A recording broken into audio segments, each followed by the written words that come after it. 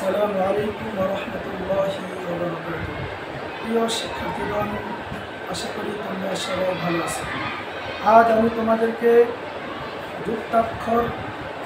যুক্তাক্ষরের হরফগুলো চেনাবো। আগের একটা ভিডিওতে তোমরা কিছু অংশ শিখেছিলে, আজ বাকিটুকু শিখবে।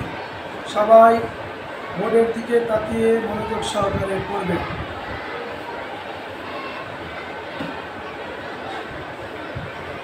এটার নাম হচ্ছে লাম। এটার নাম কি?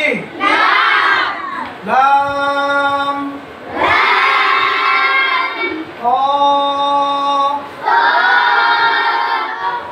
এক দাঁতের নিচে দুটি নোক্তা দিলে কি হবে?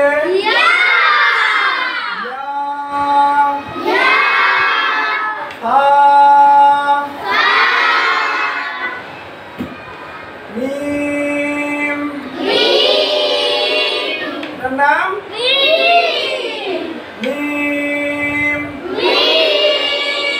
এক দাঁতের উপরে দুটি নোক্তা দিলে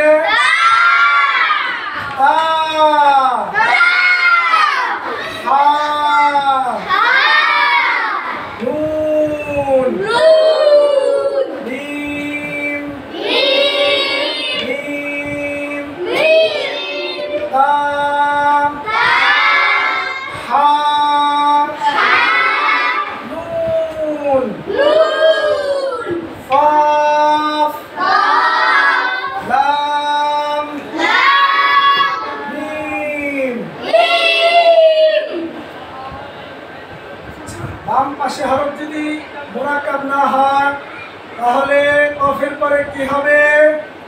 আলিফ। আর বাম পাশে হরফ যদি মুরাক্কাব হয়ে যায় তাহলে কি হবে? মুরাক্কাব না হলে আলিফ, মুরাক্কাব হলে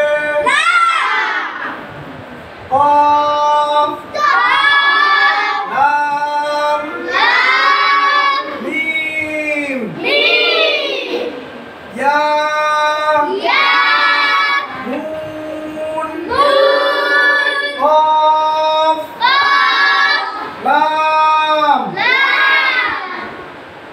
এখন এটার নাম কি? আলিফ।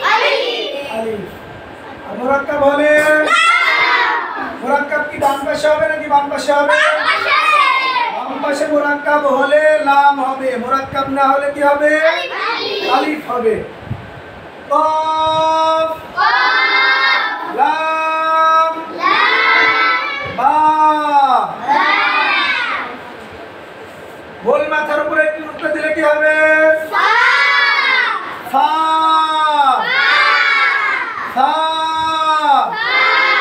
গোল মাথার উপরে দুইটি নোক্তা দিলে কি হবে? কফ। ফা, কফ, ইয়া, রা, লাম। কয়টা লাম আছে এখানে? কয়টি? লাম, লাম, আইন, লাম, মিম, ইয়া,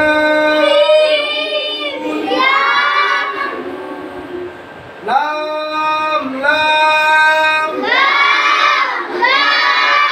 আইন, লাম,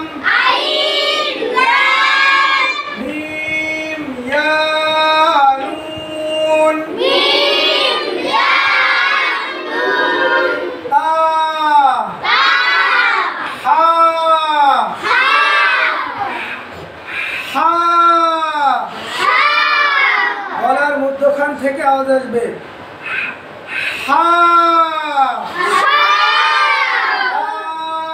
হা, মিম, লাম। নাম বলো। তারপরে এখানে যদি মুরাক্কাব না হয় কি হবে? মুরাক্কাব হলে কলাম,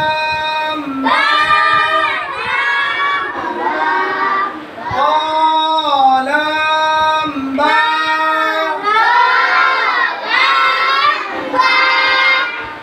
এক দাঁতের উপরে একটি নোক্তা দিলে, মাথার উপরে একটি নোক্তা দিলে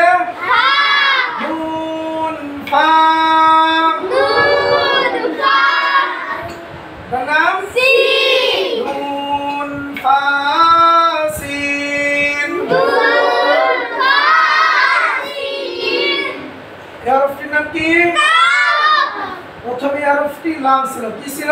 তারপরে লামের মাথায় কোনাকুনি টান দিলে কি হয়ে গেল? কাফ, সিন, বা, মিম, সাদ, ত, হা, ইয়া, গইন, ইয়া, কাফ, ইয়া,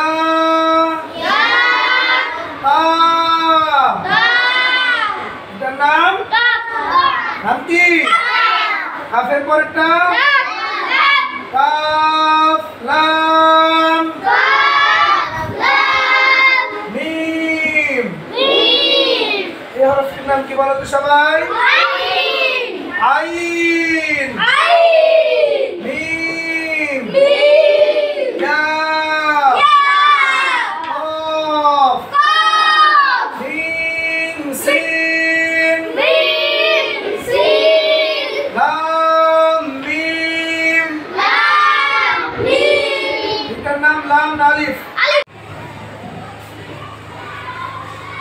তা, মিম, লাম, ইয়া, কাফ, তা, বদ, লাম, ইয়া, লাম, নুন, সিন, তা, আইন, ইয়া, নুন, ওয়াও, আলিফ, লাম, মিম, হামজা।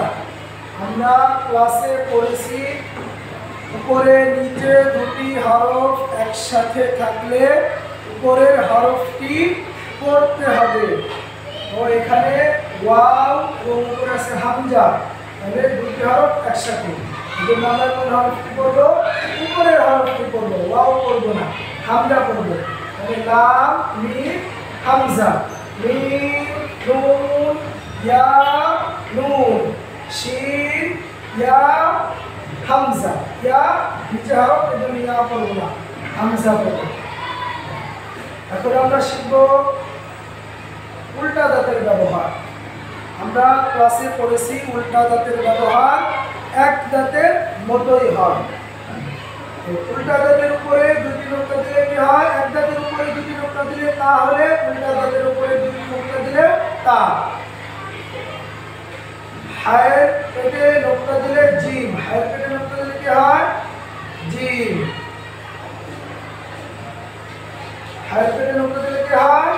জিম। এটা হচ্ছে তা জিম, এটাও তা জিম।